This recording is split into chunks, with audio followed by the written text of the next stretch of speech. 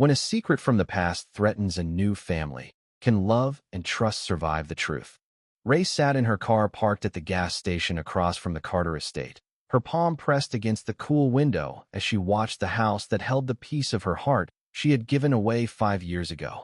She had been the vessel, the silent architect of a life she was never meant to claim, yet here she was, driven by a primal need to see the eyes she had only imagined in her quietest hours. Stepping out, she straightened her blazer and walked toward the gate, every step a violation of a contract and a testament to a mother's silent grief. When she finally reached the front door and pressed the bell, her stomach tightened for only a fraction of a second before Mitch opened it almost immediately, his tie crooked and his hands clasped tightly in front of him, and Ray noted the tension that ran through his posture, the way he measured her from head to toe as if weighing her worth in an instant. "You're early," he said, his voice firm but edged with exhaustion. A man who had built companies and managed teams, but now felt like he was negotiating a fragile truce in his own house. Ray nodded once, calm, controlled. "I like to observe before I start," she replied, her voice steady, carrying no hesitation, carrying an unspoken promise that she could handle the chaos she was walking into. The hallway smelled faintly of old wood and detergent, of a life lived in quiet routines punctuated by grief, and Ray stepped inside, her eyes scanning, her mind already calculating where the fragile tensions might lie.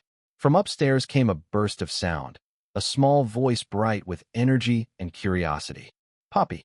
She came running down the stairs without hesitation, clutching a worn stuffed rabbit to her chest, a tiny declaration of ownership and comfort. "Hi," the girl called, stopping only briefly to take in the stranger standing at the threshold. Ray crouched slightly to meet the child's gaze, careful not to overstep, careful to appear approachable but not intrusive. "Hello, Poppy. I'm Jen," she said simply, offering a smile she had practiced for weeks in quiet moments when she was alone in her apartment. Poppy's eyes narrowed for a fraction of a second, then widened, curiosity replacing initial caution. "Do you like rabbits?" the girl asked, her tone more serious than her age warranted. Ray nodded, letting warmth creep into her expression. "I do." Ray watched the girl's small fingers curl around the toy, recognizing the curve of the nails and the arch of the brow, echoes of a biological connection she was forced to legally deny. Mitch's jaw flexed slightly as he watched them, his gaze heavy with the guarded exhaustion of a widower, yet he saw only a competent stranger where a ghost of his past actually stood. Lunch was a symphony of calculated restraint. Ray guided Poppy's small hands through opening packages, spreading peanut butter, stirring milk into cereal, while Mitch hovered, his presence almost protective, almost anxious, noting every subtle exchange, every flicker of attention or emotion in his daughter's face. It was quiet, almost deceptively calm, but Ray recognized the stakes in every glance, every gesture, every word left unsaid. By the time Poppy had fallen asleep, Ray had memorized the creaks of the floorboards, the way Mitch paused before speaking, the subtle stiffness in his posture even when he appeared relaxed.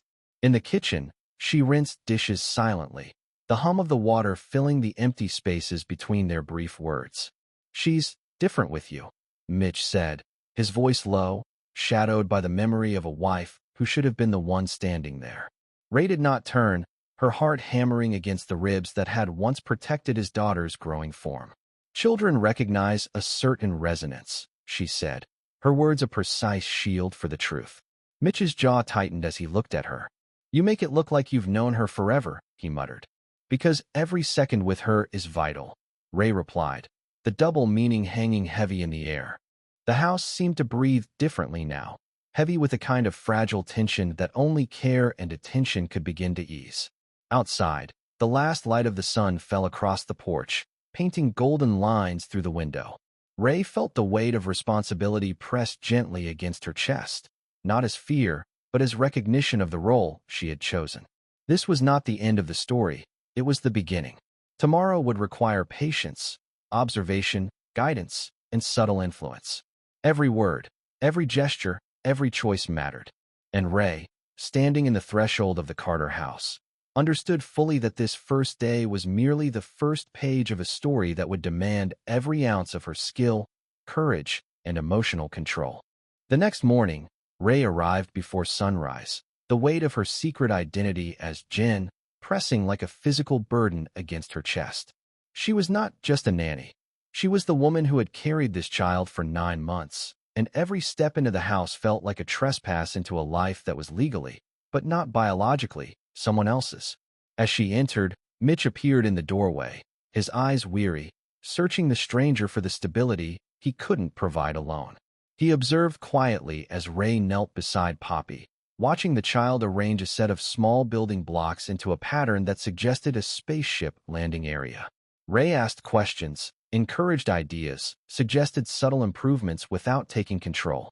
Every gesture, every word was measured to build trust, to allow Poppy to feel confident, to make Mitch understand that she could manage both the child and the delicate balance of grief that lingered in the house. Mitch stepped forward slowly. "You make her feel safe," he said quietly, almost to himself. Ray continued, guiding Poppy's hand. "She is smart and imaginative. She needs boundaries, yes, but mostly she needs someone who listens." Mitch nodded slightly, his eyes softening as he observed the interaction. The breakfast dishes were handled quietly, with Poppy helping to spread butter and pour juice under Ray's watchful gaze. Mitch stayed close, occasionally offering a word of praise, his tone careful, measured, his presence a subtle affirmation that he trusted Ray's approach. After breakfast, Ray suggested a drawing activity.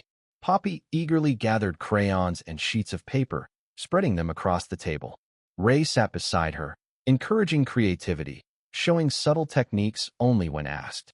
Mitch observed quietly, gradually lowering his guard as he noticed Poppy's growing confidence, her laughter becoming more natural, her questions more expansive, and the subtle bond forming between Ray and his daughter.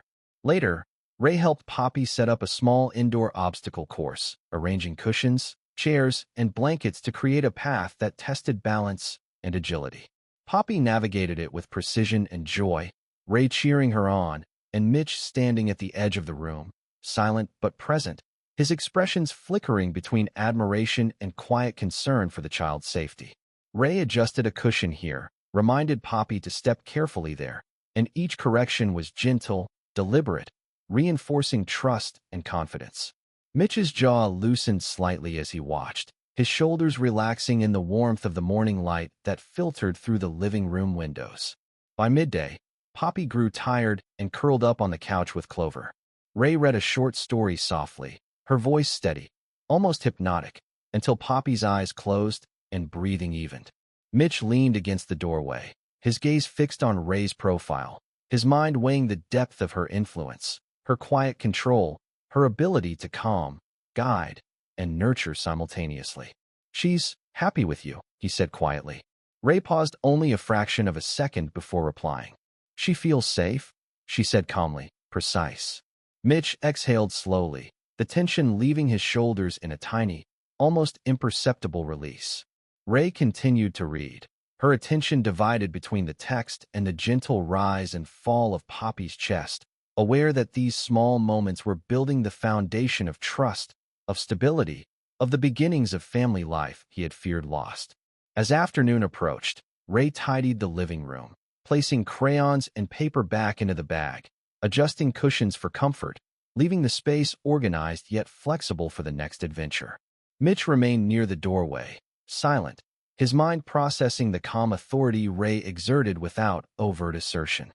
Each movement, each choice, each deliberate gesture created a lattice of security and routine. When Ray finally stood to leave for the evening, Poppy stirred slightly, half asleep but aware. "Will you be back tomorrow?" she asked softly, clutching Clover. Ray knelt, placing a hand on Poppy's shoulder. "I will. Tomorrow, we'll have new adventures," she promised. Mitch spoke from the doorway, his tone quiet but firm. "Thank you for today." Ray nodded once, meeting his eyes. "It's only the beginning," she said. Outside, the sky held the first glow of twilight, painting the street in muted gold. Ray walked steadily to her car, each step measured, knowing that tomorrow, the foundation laid today would need to be tested further, that the delicate balance of trust and care was only the first layer of a story that would demand patience, courage, and the ability to navigate the subtle currents of emotion between father, daughter, and herself. That evening, Ray sat in her small apartment, the streetlights outside casting long stripes across the floor, thinking over the day. Poppy's laughter, sharp and unfiltered, echoed in her mind like a melody she didn't want to forget. The first day had been calm, carefully measured, but she knew tomorrow would test boundaries further. Trust was delicate, and Mitch Carter's scrutiny, though quiet, weighed heavily. She reviewed every gesture, every word, noting how his gaze lingered on her hands guiding Poppy, how he hesitated before offering praise, as if weighing her influence against some invisible scale of expectation. 3 weeks into the assignment, the sunlight was muted through thin clouds when Ray arrived, the passage of time only deepening the dangerous intimacy of her lie. She had watched Poppy grow for 21 days, a brief window compared to the 5 years of absence, yet every hour made the name, Jen, feel like a shroud. As she knelt by the girl, Mitch appeared, his usual armor of corporate rigidity softened by the domestic rhythm they had built. "She listens to you," he said quietly, his gaze lingering on the way Ray tucked a strand of Poppy's hair behind her ear, a gesture so natural it bordered on maternal. "She feels a connection she can't name," Ray replied, her voice a fragile bridge between her legal status and her blood. Mitch's jaw flexed slightly. The observation carried more than acknowledgement. It carried the weight of recognition.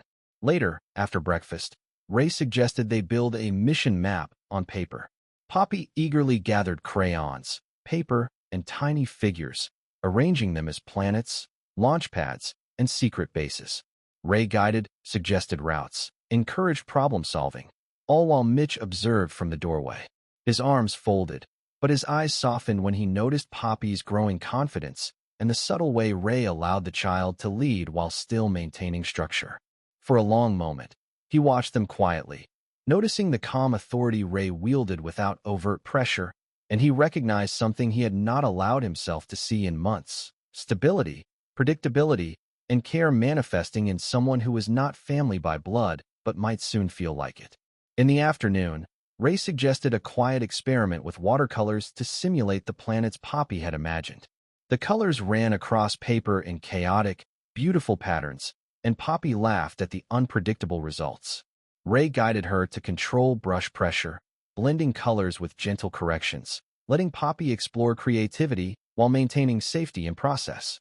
Mitch stepped closer, quietly adding a single stroke to a planet as Poppy wasn't looking. She noticed, of course, and looked up at him with delighted surprise. "Daddy helped," she exclaimed.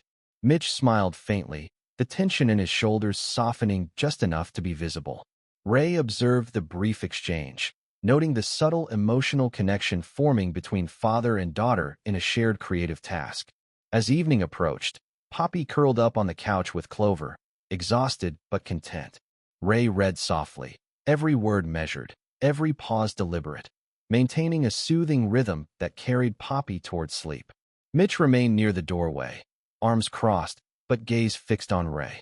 He felt a curious mixture of gratitude, admiration, and unease at the ease with which she occupied the space he had guarded for months. When Poppy's breathing evened, Ray gently closed the book and straightened. Mitch's voice was low, hesitant. "I appreciate the way you handle her. You make it look natural." Ray nodded without emphasis. "It's deliberate," she said. "I have to be precise. Every word, every gesture counts." Mitch exhaled slowly, his mind turning over her statement, realizing that precision was part of what he respected and feared. Outside, the first hints of night settled over the street, and Ray left, walking steadily to her car, thoughts racing but controlled. She knew the coming days would demand more, moments when the balance would be tested, when emotions would become more complicated, when Mitch would begin to see her as more than just a caretaker. And in the quiet spaces between her steps, Ray allowed herself to imagine the impossible, that perhaps, slowly, carefully, she was beginning to belong here, not just as an observer, but as someone necessary to the fragile ecosystem of father and daughter, a presence both invisible and essential, a thread in a life she was already unwilling to abandon.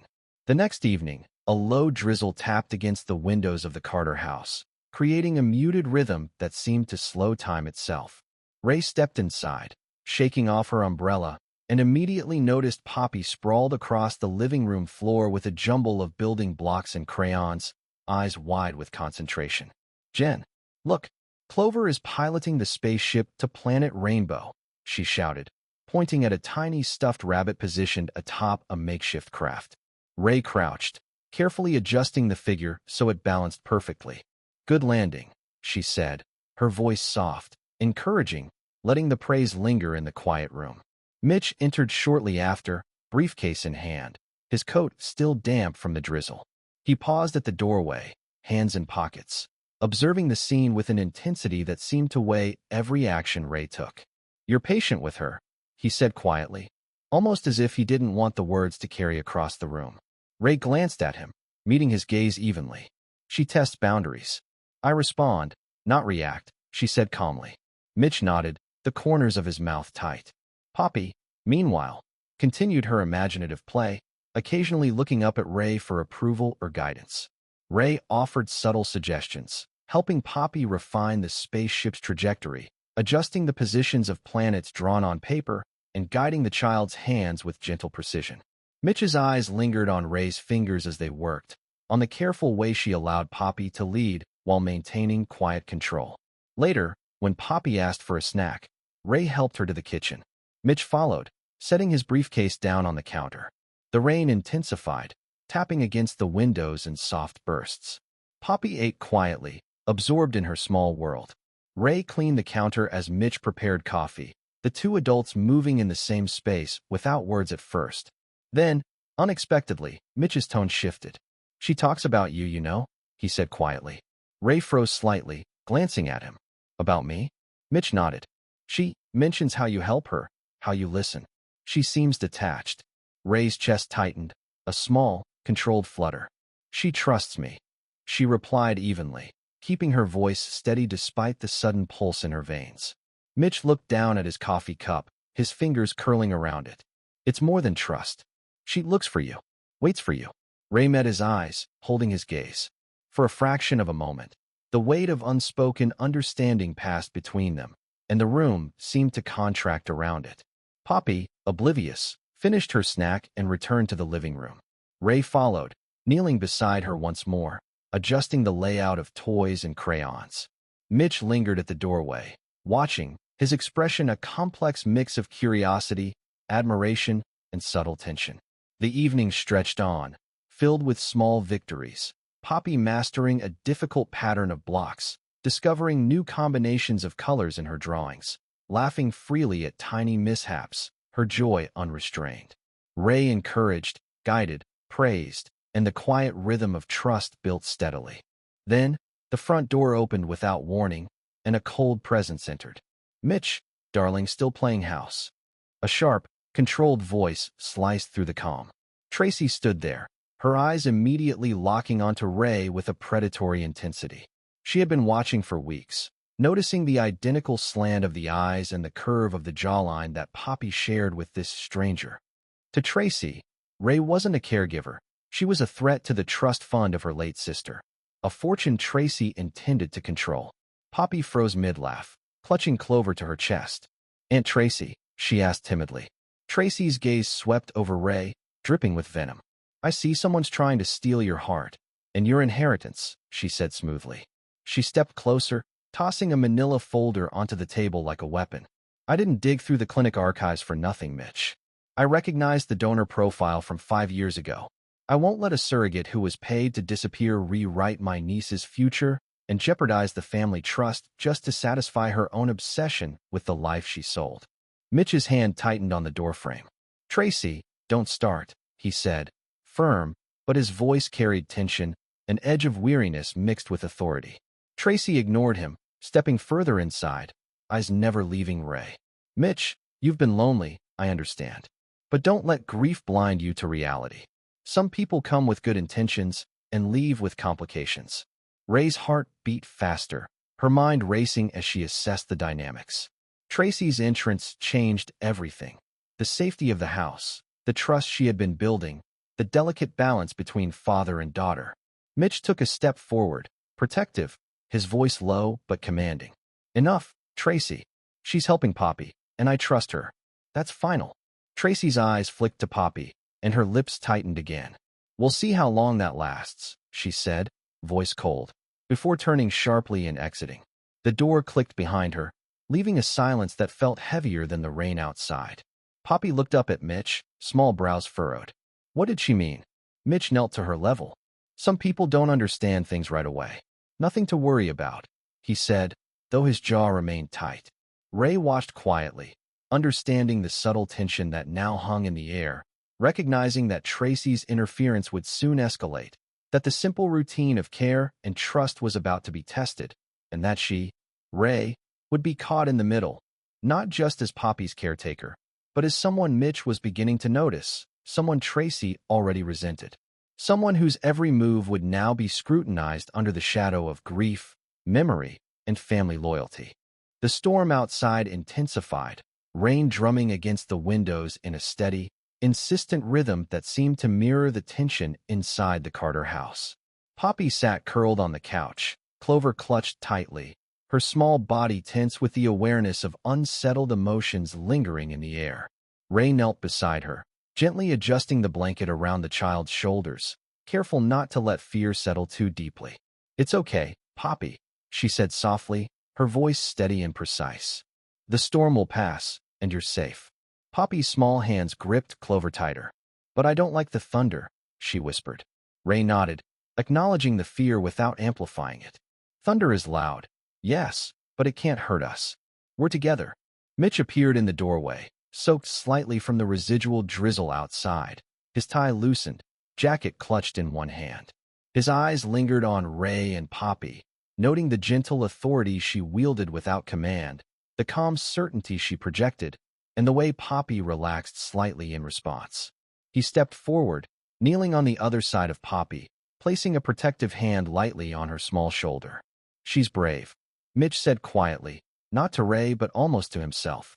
Ray's gaze met his briefly. "She's learning," she replied, calm and precise. The storm's growl rumbled, and Poppy shivered, clutching Clover even tighter. Ray reached out, brushing a stray curl from Poppy's face, then gently took one of her tiny hands. "Do you want to hold mine until it passes?" she asked.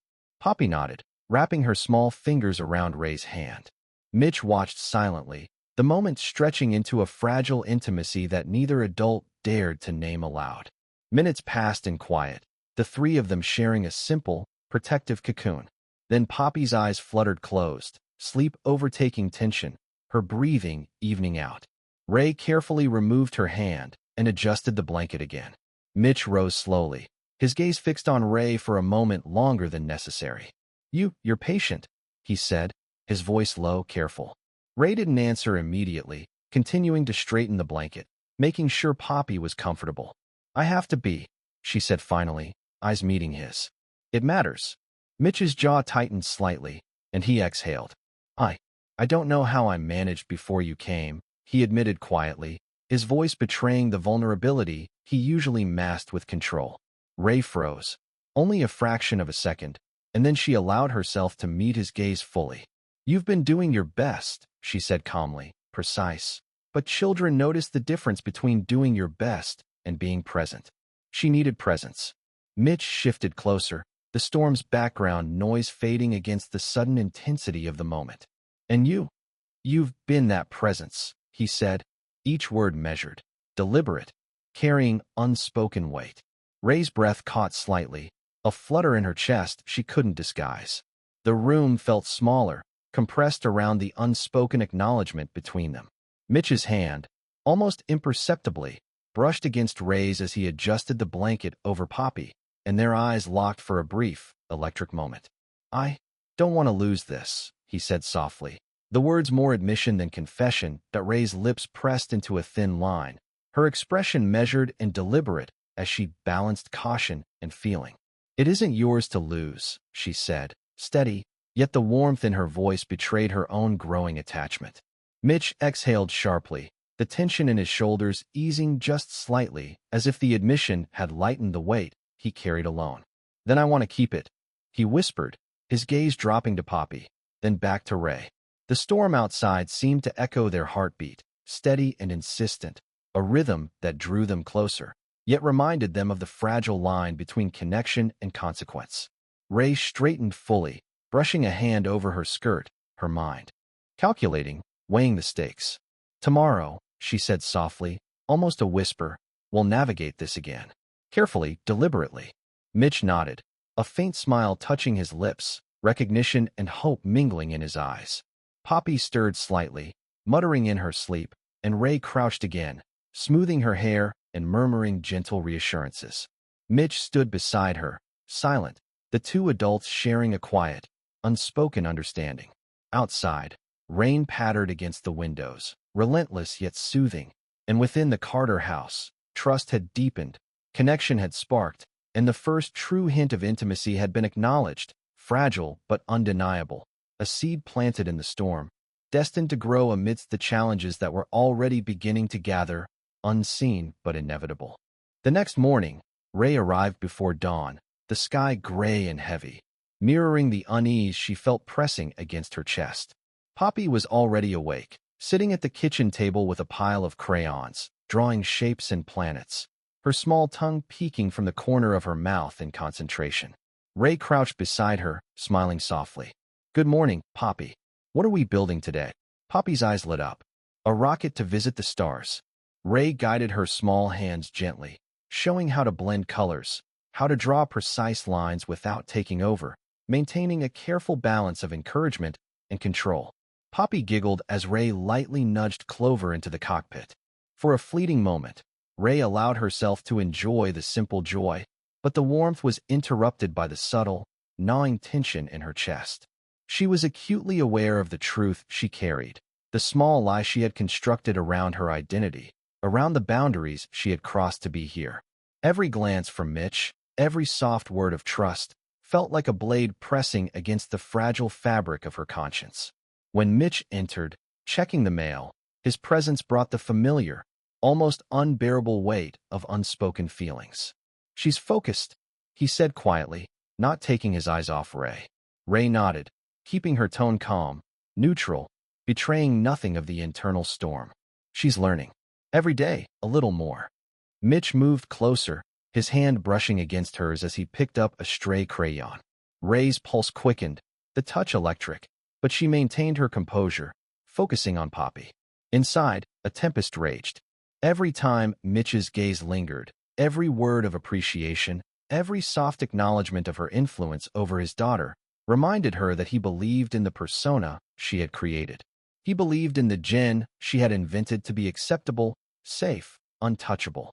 And he did not know Ray, the real Ray, was standing there, heart caught between truth and necessity, longing and restraint. Poppy laughed as a small spaceship toppled, and Ray guided her hands to correct it, her touch gentle. Mitch watched, admiration mingling with a subtle tension he couldn't define. Ray forced herself to smile, to speak calmly, but inside, her thoughts spiraled. She loved him, she truly did, yet she feared the revelation of her identity. The moment Mitch would learn the truth about Jen and the real Ray, the one he had not signed a contract to love, only entrusted to care for his daughter. By midday, the rain had ceased, and Poppy tugged at Ray's hand, leading her toward the small garden behind the house. They sat on the wooden bench, Poppy pointing out the snails emerging from the damp grass, while Ray explained how they carried their homes on their backs. It was a skill she had picked up years ago helping at a local community center, a small detail of her past that now felt like a vital bridge to the child's curiosity. Mitch watched them through the screen door, noticing how Ray didn't just entertain Poppy, but taught her to observe the world with patience. Ray felt the sharp stab of guilt, knowing that Mitch's trust was built on an incomplete reality.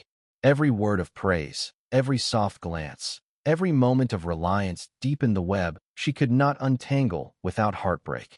During lunch, Poppy insisted Ray sit beside her, and Mitch pulled up a chair across the table. The three ate quietly, the hum of the refrigerator and the rain outside filling the gaps. Mitch's voice broke the silence. You fit here," he said softly, the words carrying more weight than he perhaps intended. Ray's hand froze for a heartbeat, her fork hovering over her plate. I want to," she said carefully, measured, truth filtered through restraint. Mitch's gaze softened, a faint smile touching his lips, but Ray felt the familiar stab of tension. He believed her words without knowing the truth behind them. Later, when Poppy fell asleep, Ray cleaned the kitchen silently. Mitch remained in the living room, reviewing documents, occasionally glancing toward her. Ray's thoughts spun relentlessly. She loved him, yes, but her love was a double-edged sword. Each moment she spent here, each touch, each glance, each laugh shared with Mitch and Poppy deepened her attachment, and with it, the potential for devastation when the truth surfaced.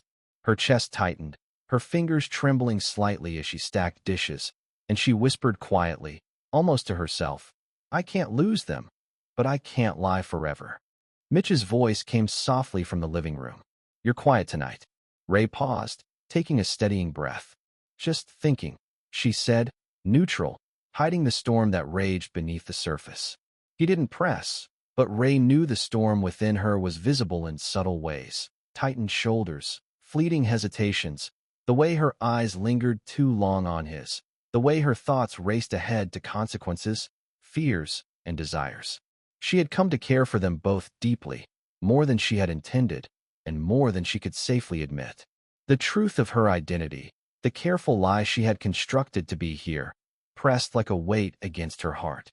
Each day brought small victories, laughter, moments of connection, but also the growing inevitability of revelation. Ray understood that at any moment, the delicate equilibrium could shatter, and with it, the fragile family she had begun to cherish. She straightened, forcing a calm exhale, reminding herself of the rules she had set. Careful, deliberate, precise. Tomorrow would demand the same control, the same careful navigation between affection and honesty, trust and fear. She left quietly, the rain still tapping against the windows, each step a silent promise to maintain the delicate balance she could not yet reveal, aware that the coming days would test her love, her restraint, and the fragile trust Mitch had already begun to place in her. The afternoon sun slanted through the living room windows, casting long golden streaks across the carpet, the quiet hum of the house betraying nothing of the storm that was about to break. Poppy was sprawled on the couch with Clover, coloring carefully inside the lines, her small tongue peeking out in concentration. Ray knelt beside her, adjusting the crayon grip, praising each careful stroke. Mitch hovered nearby, a gentle presence, reviewing notes for a meeting, but his attention was divided. Every glance toward Ray carried a subtle intensity, a weight of emotion he could not entirely hide. He was planning to ask her, tonight, after dinner, if she would officially join their lives, if she would consider being more than a caretaker, a subtle but crucial shift from obligation to family. Ray's pulse quickened at the thought, her heart thumping in quiet anticipation.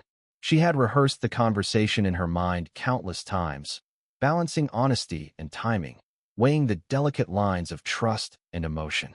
As she straightened to help Poppy gather crayons, the front door opened abruptly.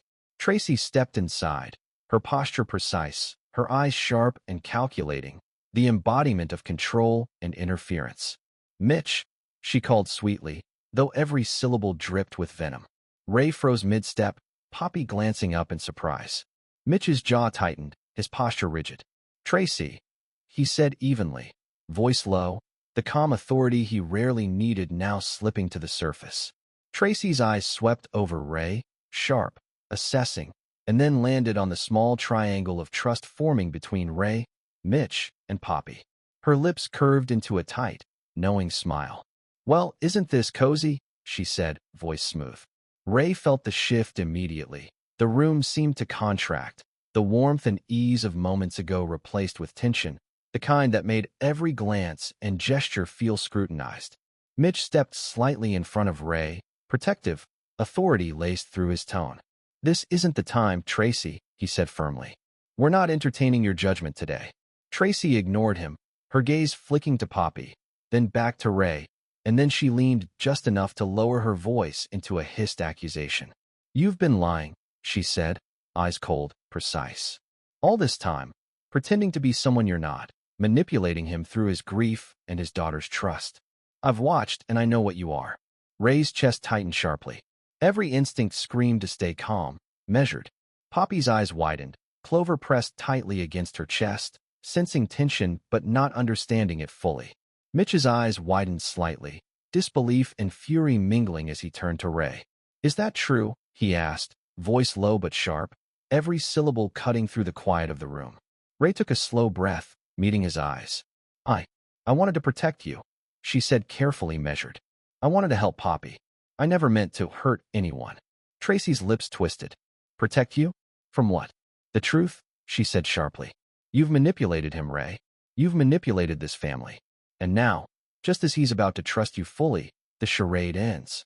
Mitch's expression shifted, a storm of agonizing realization crossing his features as he looked from the records in Tracy's hand to the woman standing in his living room. The gratitude he had felt for Jen curdled into a cold, sharp sense of violation. The woman he was falling for wasn't a stranger, but the biological origin of his daughter, a ghost from a legal contract he thought was closed forever. "Is it true?" he asked, his voice cracking with the weight of 5 years of carefully guarded grief. "Were you ever Jen? Or were you just the woman who signed away her rights and came back to haunt us?" Ray's heart pounded, but she held his gaze. "Because I loved you before I could face the consequences. I loved your daughter. I thought if I could just help, if I could just be here, maybe," her voice faltered. Slightly, but she regained control. "I never wanted to hurt you. I never wanted to betray trust." Tracy smirked, satisfied with the disruption she had caused. Mitch's shoulders slumped slightly, the intensity of rage giving way to a tangled mess of confusion and grief. Poppy buried her face in clover, small shoulders trembling. Ray reached out, gently guiding her back toward the couch, whispering soothing words, her focus divided between the child's fragile trust and the man whose emotions now teetered between love and anger. Outside, the light shifted, shadows stretching longer, the quiet tension thickening into something almost tangible. Ray remained kneeling beside Poppy, glancing at Mitch when he turned briefly toward her. "I need time," he said quietly, voice hoarse. Ray nodded once, silently acknowledging the gravity of the moment. She had survived the first wave of exposure, but the fracture had been made. Trust had been tested, love had been challenged, and the balance she had built over weeks now hung on a thread. Yet, in her chest, a flicker remained. Hope, fragile but alive. That even this storm of revelation could be navigated, that the bond she had cultivated, imperfect and honest now, could endure, if only the next steps were taken with care, courage, and deliberate attention to every word, every action, every heartbeat. The house felt hollow after Tracy left, the storm outside reduced to a soft drizzle, but inside, the weight of shattered trust pressed down relentlessly. Mitch sat rigid in the living room chair, jaw clenched, hands gripping the arms as if holding himself together. Poppy clutched Clover to her chest, her small body tense, eyes wide with confusion. Ray stood near the doorway, every muscle coiled with restraint, knowing that one wrong step could break the fragile remnants of calm. "Mitch," she began, voice steady, careful, but he cut her off with a sharp gesture. "Don't. Just don't," he said, voice low, fractured, full of raw pain. Ray's chest tightened, a heavy thrum that made her stomach clench. She understood, painfully, the depth of his sense of betrayal, the fracture her lie had created. I never meant to hurt you," she whispered, taking a cautious step forward. Mitch's eyes darted toward Poppy, then back to Ray, a mixture of anger, confusion, and grief playing across his features. He looked at the woman who had brought life back into his home, then at the lie that now stood between them. For a long minute, he said nothing, his hands opening and closing as he fought the urge to reach out and the instinct to recoil. The silence was a battlefield where his memory of her care fought his sense of betrayal. Finally, he looked away, the muscle in his jaw jumping. "I want to believe the woman I saw this month," he said, his voice a jagged whisper. "But I don't know if she exists."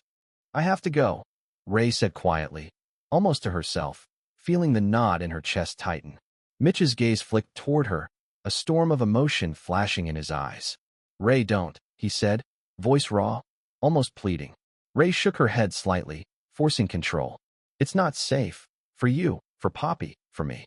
I can't undo what I've done, and I won't risk your hearts further." She took a measured step back, allowing Poppy to sink slightly into Mitch's side. Poppy's small voice trembled. "Will you come back?" Ray knelt quickly, brushing a strand of hair from Poppy's forehead. "I will, but only when it's right," she whispered, pressing one last, tender kiss to the child's cheek. Rising, Ray turned toward the door, each step deliberate, each breath controlled to steady the tremor in her chest. Mitch's hand reached instinctively, hesitated, then fell to his lap. "Ray," he began, voice heavy with longing and regret. She paused, one hand on the doorknob, turning her head slightly. "I love you," she said softly, letting the truth linger in the air, raw and unprotected. Mitch's lips parted, but no words came. Ray let the silence stretch for a heartbeat, then opened the door and stepped into the fading light outside. The street was wet, muted under the soft drizzle, and she walked steadily away, each step echoing the ache in her chest. Behind her, the Carter house was still. The fragile family she had fought to nurture fractured, but her love remained, tethered invisibly to the father and daughter she could not yet reclaim. Every step was a vow, to herself, to Poppy, to Mitch, that she would endure the distance, survive the heartbreak, and return only when the time was right, when trust could be rebuilt, when honesty would no longer shatter what she had come to love so fiercely. The rain traced quiet lines down her face, unnoticed, as Ray disappeared into the muted streets, carrying the weight of love, guilt, and hope in equal measure, every heartbeat a reminder of what had been lost and what might, someday, be regained. Days passed in a muted blur. Mitch moved through the Carter house with a mechanical precision, caring for Poppy, yet avoiding the spaces Ray had filled so naturally. Meals were quieter, routines more rigid, laughter scarce, and every glance at the empty doorway where Ray had once stood reminded him of the absence that had become unbearable.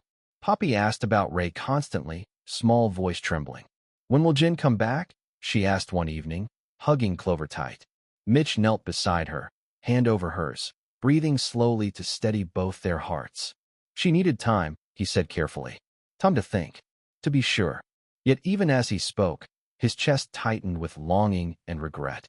That night, he found a thick envelope left on the kitchen counter, containing not just letters, but a copy of the original surrogacy contract from 5 years ago, now stained with the tears of the woman who had signed it. Ray's precise handwriting filled the margins, explaining how she had watched from afar, bound by law but tethered by blood, until the news of his wife's death made the distance unbearable. She detailed her internal struggle, the fear that she would be seen only as a vessel rather than a person, and the impossible choice between remaining a ghost in Poppy's life or becoming a liar to be near her.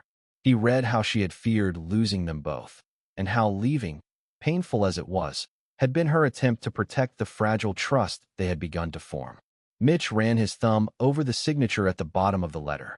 It wasn't the fluid Jen he had grown accustomed to, the name of a function, an ideal caretaker. It was Ray. The name felt shorter, sharper, and more honest. He realized that while Jen had been the shield she used to survive, Ray was the woman who actually loved his daughter. Saying her real name aloud in the quiet room, he felt his fury finally give way to a hollow, aching clarity.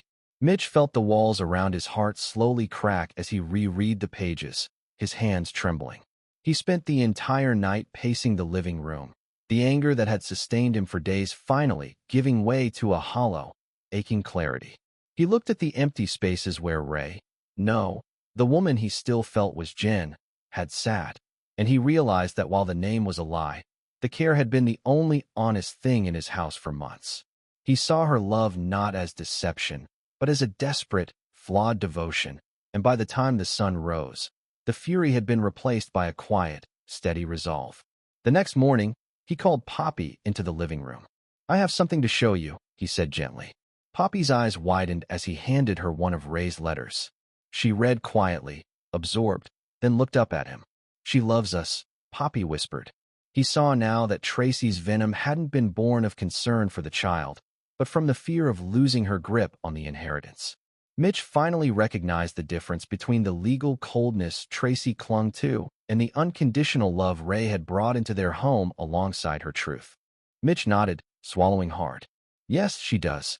He carried the letter to his own eyes, rereading passages aloud softly, each word cementing a growing clarity. Ray's presence, even absent, was tangible. Her thoughtfulness, her guidance, her love, meticulously documented, finally bridging the silence that had threatened to pull them apart. That afternoon, he found himself in the small courtyard behind the house, holding the letters close. Each one was a step toward understanding, toward forgiveness, toward the fragile rebuilding of trust. He realized that Ray's love had never been a manipulation. It had been a careful, deliberate expression of devotion, restrained by fear, but no less real. In that quiet courtyard, Mitch allowed himself the first unguarded thought. He could forgive her. He could reconcile his anger with the truth of her intentions, and perhaps, in time, welcome her back, not as a caretaker, not as a placeholder, but as someone integral to their lives. Poppy's small laughter echoed from the window above, and Mitch felt the ache in his chest soften, replaced with a tentative warmth. He would find Ray.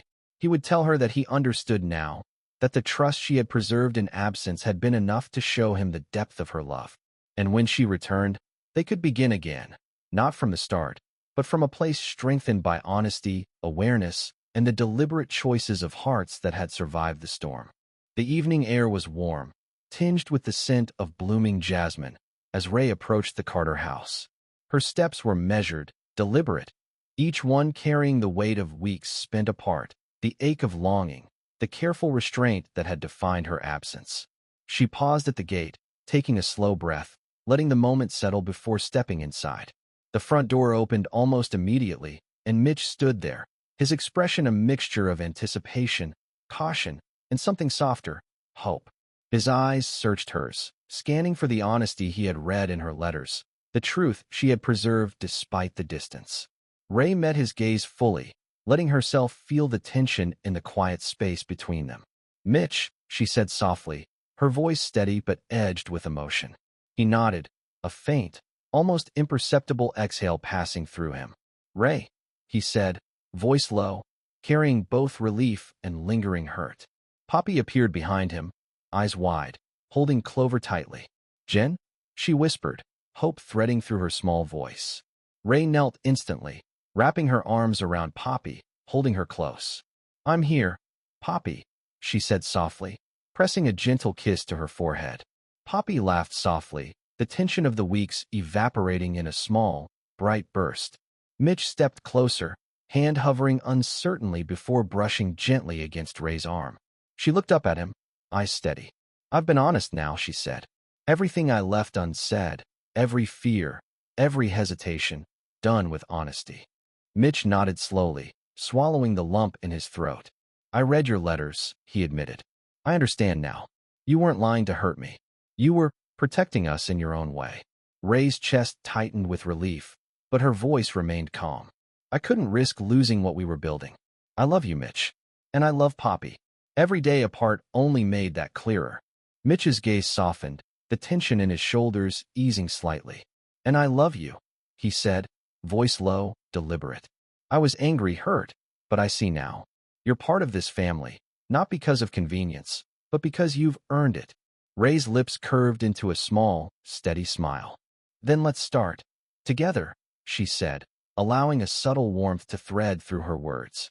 Mitch stepped fully into the room, closing the space between them, his hands gently resting on her arms. "Together," he echoed. Poppy clapped her small hands, laughing. "Family," she shouted, and the sound echoed through the house, light and unrestrained. Ray glanced at Mitch, and for the first time in weeks, she allowed herself to relax fully, feeling the weight of fear lift, replaced by something steady, tangible, and real. He smiled, the kind of genuine smile that reached his eyes, softening the last traces of doubt. Outside, the evening sun dipped lower, painting the sky in shades of amber and rose, and inside, the Carter house hummed quietly with the promise of renewed trust, honesty, and love. The past weeks of struggle, secrecy, and heartbreak had led to this moment, a beginning framed not by fear or deception, but by deliberate choice, by courage, and by the unwavering bond between them. Ray took Mitch's hand, fingers intertwining, holding the touch, steady, deliberate. Poppy snuggled between them, Clover clutched tightly. We're a family, Ray whispered softly. Mitch nodded, pressing a gentle kiss to her temple. Yes, and we always will be. The house was warm, filled with quiet laughter, the steady rhythm of hearts in sync, the promise of tomorrow carrying them forward. For the first time in weeks, there were no secrets, no shadows, only the deliberate, conscious choice to love, trust, and move forward, together.